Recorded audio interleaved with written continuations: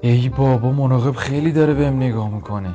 اصلا استرس گرفتم، نمیدونم تمرکز ندارم. بابا مگه خودت خوار مادر نداری؟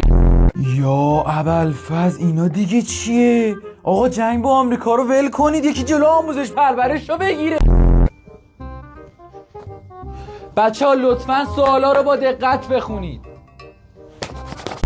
پزشکیان دیدی چی گفته؟ گفته منو 8 ماه پیش اصلا آدم حساب. آقا میشه اینقدر حرف نزنی؟ اگه خونده بودی الان سوالا رو جواب میده. آخه مادر هیچی نگو، بذار امتحانو بدیم با خیال راحت تموم کنیم، بعد میزنیم خار مادرش.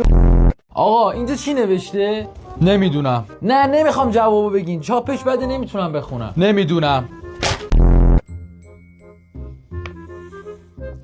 آقا میشه اینقدر به برگه من نگاه نکنی؟ ریدی تو تمرکزم. اینقدر با دقت داری نگاه میکنی، مگه دارم واسه مادرت نامه مینویسم؟